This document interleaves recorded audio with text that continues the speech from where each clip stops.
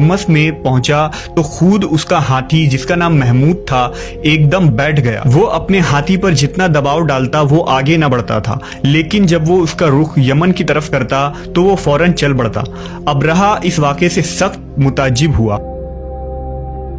अचानक समुंदर की तरफ से गोल के गोल और झुंड के झुंड परिंदों के आ पहुंचे। अबाबील के इस लश्कर के हर परिंदों के चोंच और पंजों में कंकरियां थी। उन्होंने इस जोर की संगबारी की कि अब्रहा की फौज बदहवास होकर भागने लगी, मगर कंकरियां छोटी छोटी थी। वो कहरे इलाही के पत्थर थे कि परिंदे जब इन कंकरियों को गिराते तो वो संगरेजे हाथी के बदन में छेदते हुए जमीन पर गिरते थे। अब्रहा के लश्कर में भगदड़ मच गई। अबाबिलों की संगबारी अल्लाह के कहर व गजब की ऐसी मार थी कि जब कोई कंकरी किसी हाथी के सर पर पड़ती तो वो इस आदमी के बदन को छेदती हुई हाथी के बदन से पार हो जाती थी।